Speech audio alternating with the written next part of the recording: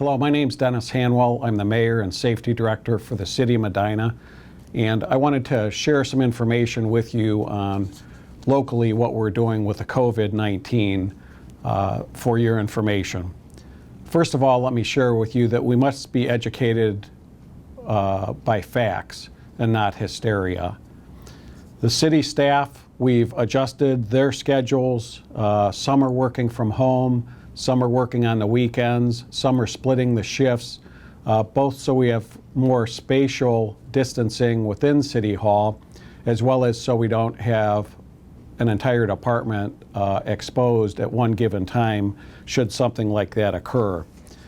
We also, as reluctant as I was, were asked by the health department to lock the doors of City Hall. Now, this does not mean that City Hall is not accessible. If somebody comes to City Hall and has an appointment, the person with the appointment will come and meet them at the door and take them to the office, take them where they need to fill out their papers or pay for their permit, and then see them back out. If you don't have an appointment and you come in and you just need to see somebody, it's urgent or something that needs immediate attention, there are phone numbers listed on the door, or the general number is 330-725-8861. And if you call that number, somebody will respond to the door, even without an appointment, and help address what your concern is that day. We're striving very hard to follow the governor's orders. We also encourage residents to use utility drop boxes that, due to the parking deck construction on the south side of City Hall, were moved outside of the municipal court. We have a mailbox there and the utility drop boxes. It's also possible to pay online. If you go to the city website and the finance department, there's instructions on how you can pay online or with an automatic deduction for your monthly bills, and that way you don't have to drive up to the drop box or pay to mail it in. It's just another option for you. I'd also like to encourage the residents to follow the guidelines of the Ohio Department of Health, our local health department, and the governor with social distancing, frequent hand washing, and regular disinfecting of surfaces, be it at your home, be it at places you go to. No matter what you do or what you touch, if other people are having the opportunity to touch those same things, disinfecting helps. It helps you and it helps the others that are using those same things by killing the germs. The city administration recommended and the council adopted discontinuing water shutoffs for non-payment during this pandemic situation. And the reason is because it's so important that people be able to wash their hands, and we didn't want somebody not paying their water bill to then cause further problems with them becoming infected. Now fees, I want to be clear, fees will still be assessed, and there will be possibly some penalties unless the council decides to waive those as well.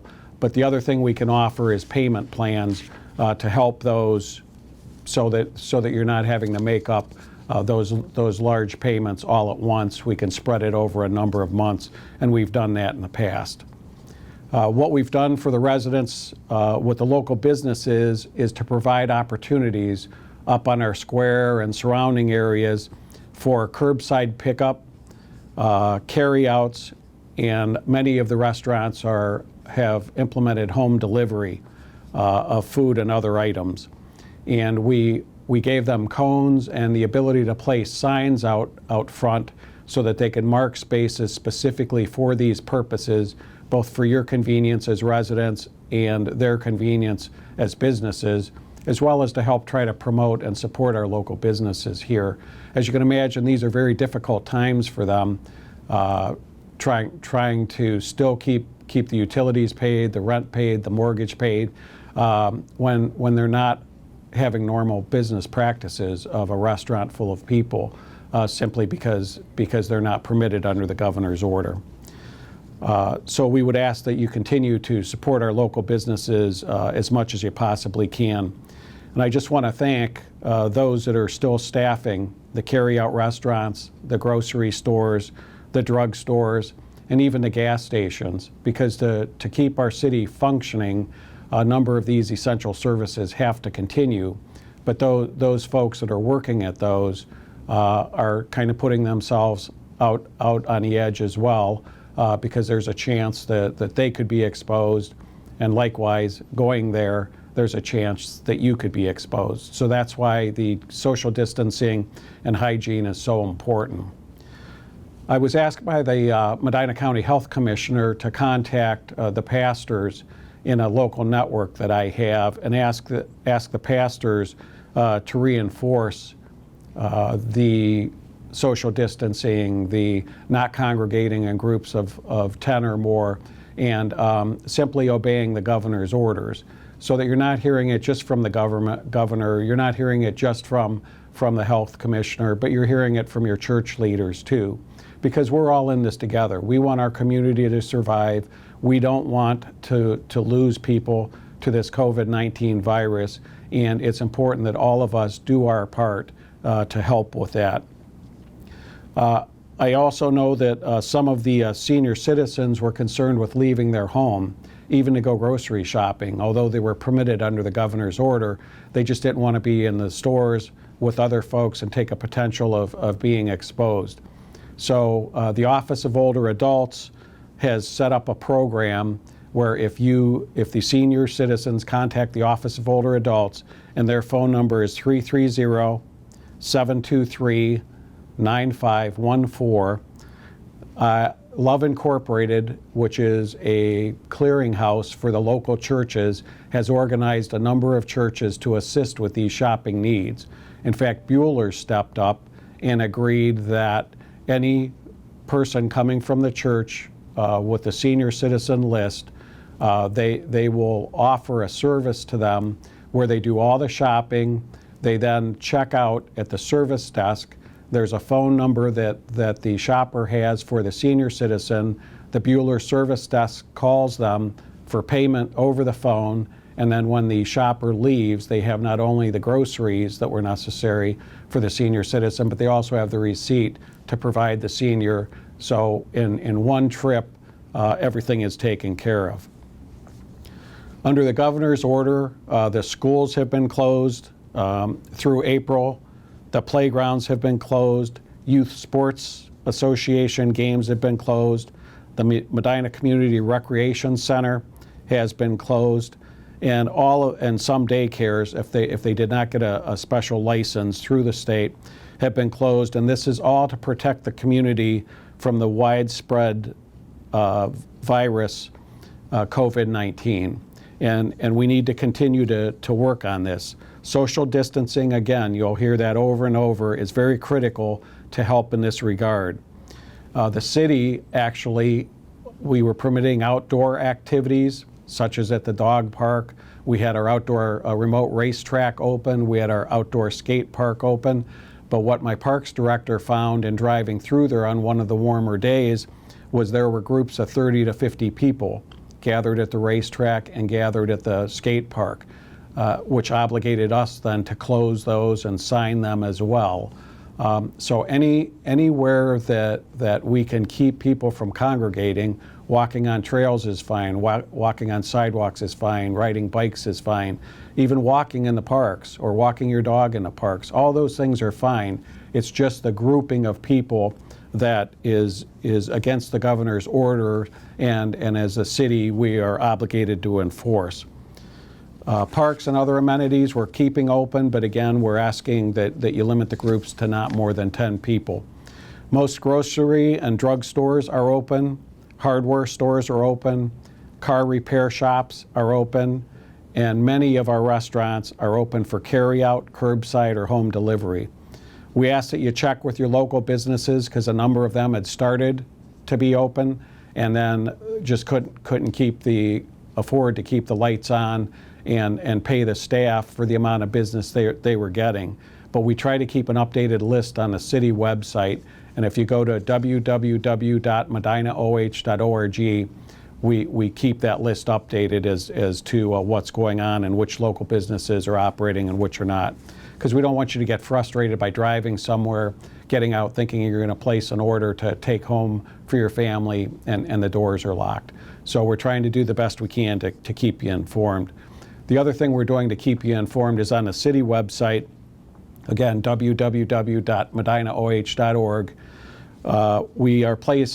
We've created two different pages, one for businesses and one for residents, with the most recent updates from the state government, from the Ohio Department of Health, and from our local health department. I encourage all of you to check this out. The website will also have information on financial supports from the state and federal governments, not only for residents, but for businesses. That will include unemployment information and how the benefits have changed to benefit more residents as a result of this pandemic. And the website is updated again daily. If you did not vote in the primary election prior to the close of the Board of Elections, you must now vote by absentee ballot. And the way you do that is if you get on the Medina County Board of Elections website, there's right on the home page a place to click to apply for the absentee ballot. You can either fill it in, print it out, sign it, and mail it in, or you can print it out and handwrite in your name, address, all the information they're asking you, and then that's what will let them send you an absentee ballot. And you have to get those back to the Board of Elections. Their website is www.B as in boy, O as in ocean, E as in Edward, .ohio.gov/Medina. Or you can also call them to have an application mailed to you. And that phone number is 330-722-9278. It's also very important to complete the 2020 census forms. You should have received a letter in the mail at your house that permits you to respond online. If you would prefer a paper questionnaire and you don't handle the one that came already online, you'll receive a paper one in mid-April.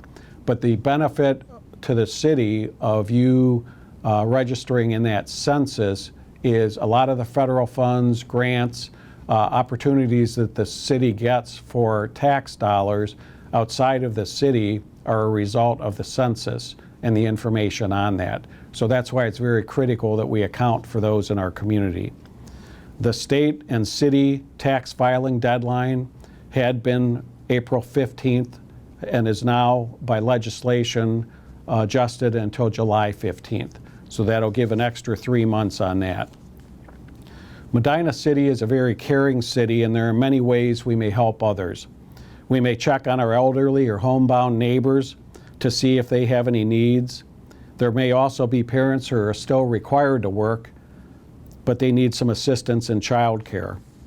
Nonprofits such as Feeding Medina County, Cups Cafe, and our local food banks are in need of volunteers due to two things. One is the increase in food insecurity, and the other is a lot of the folks that were volunteering at these places are the senior citizens that are simply uncertain about leaving their house during these times and being exposed to outside people. So we need some folks to step up and help out with this, and I'd encourage you to do that. So I want to now just give you a few examples of how the Medina community has come together to help one another. So I got a call from the Salvation Army about a resident in Medina Township that had their power shut off. And it just so happened that it was shut off the day before First Energy sent out the press release saying they weren't going to do any more shutoffs for non-payment. But the fact that this occurred the day before was not retroactively applied. So there was a substantial amount of money on the bill that was owed, and the Salvation Army was not able to take care of it themselves, and asked if I could solicit through the network of pastors that I have some of the local churches to help out.